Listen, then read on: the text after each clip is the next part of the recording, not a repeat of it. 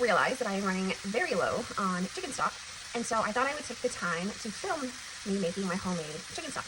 I will tell you, it's probably the simplest thing that I make, but it is the most time consuming, only because it has to simmer on the stove for several hours to make it like really good. So how I do this is I put this in the refrigerator yesterday, so it kind of went thaw, but I have 2 whole chickens, skins. I mean, I took the chicken out, but we have the bones and the skins of 2 chickens that my husband smoked. So I'm going to add the extra stuff that you would throw away into my big stock pot here. And then as I am cooking throughout the week, I save my onion skins and like the insides of my bell peppers. I save all of that and just keep adding that to my freezer. And I will add that to my stock pot. And then I also just have some shredded carrots that kind of need to be used up, and I will add that. Usually I have like some more like peppers and stuff, but we just didn't have a lot of bell peppers in the last couple of weeks. So this will be fine. I am not going to season the stock because when my husband smoked the chicken, he seasoned the skin, and so it is very well seasoned. So I'm just going to dump this stuff into the bag, or into the pot.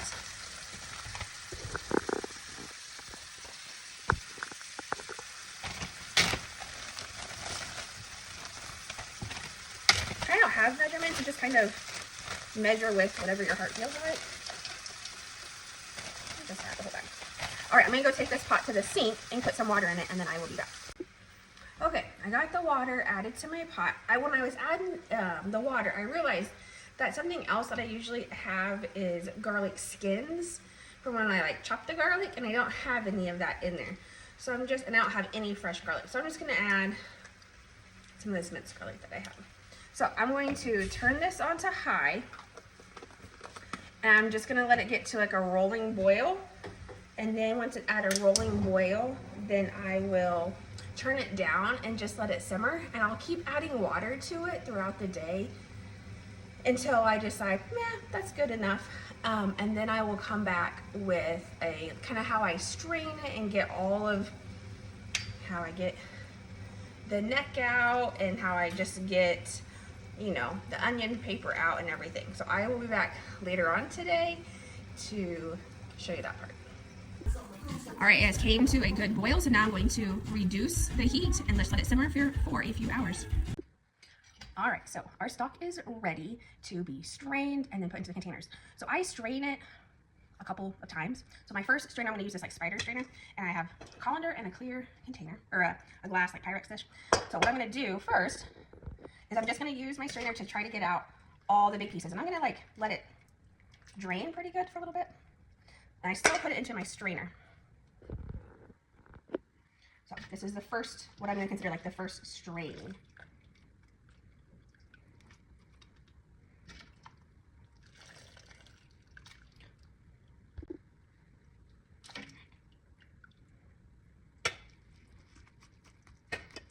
Okay, so this, my colander is kind of full, so I'm actually gonna I'm gonna dump what's in here into a big metal bowl, and I'm just gonna keep straining the pot.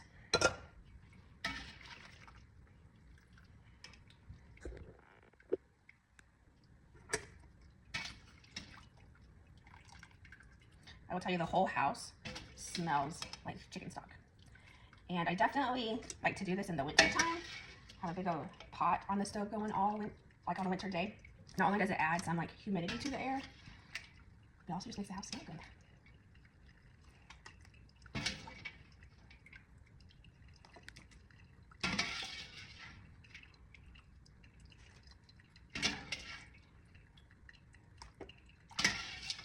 All right, I feel like I got pretty much all of the big chunks out so far.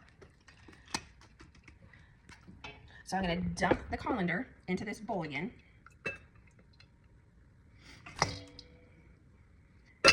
And now, very carefully, I'm gonna dump the pot into the colander that has the dish, the Pyrex dish. I'm sorry for my video skills, I'm still learning. It's hard to do everything by yourself. Okay, so try not to make a mess and not have it overflow.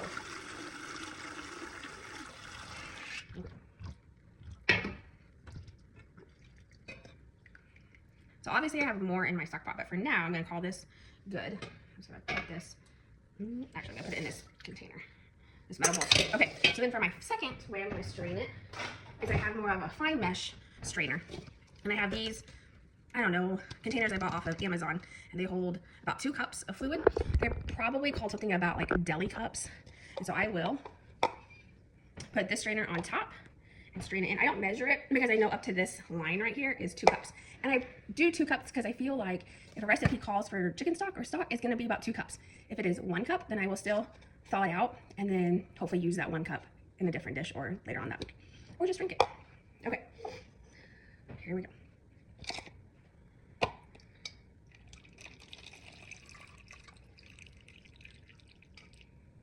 And you can tell that I got some like seasoning and different things out, and that's why I like to strain it with this one, just to try to get out some of those impurities.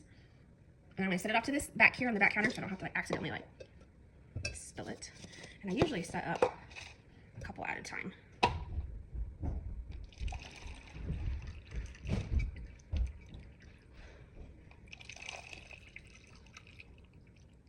There we go.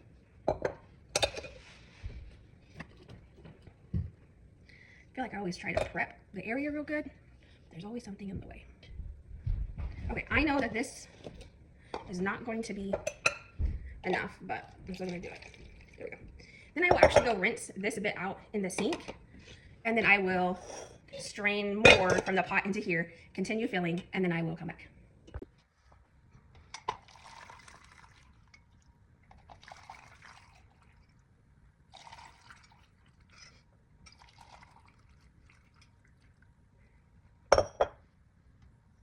All right, so I got it all done, and so I got 1, 2, 3, 4, 5, 12 containers. So I got 24 cups of stock for essentially free because I was gonna throw the chicken away. I was gonna throw those vegetables away, and so I got a second use out of them. And I will say this stock tastes so much better than that stuff you get at the store.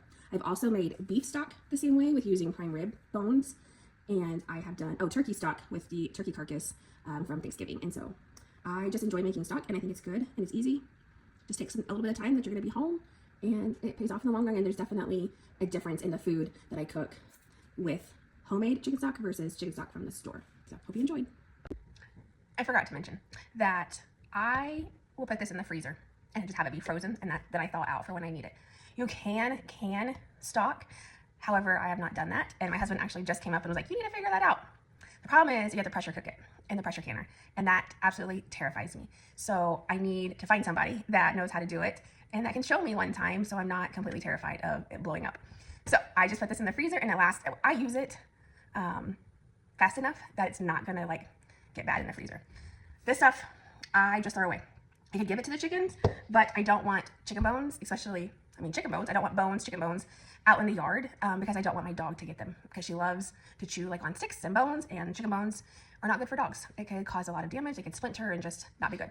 So I have decided not to pick the chicken bones out, and so I will just throw this in the trash and be done with it. So anyways, okay, thank you. Bye.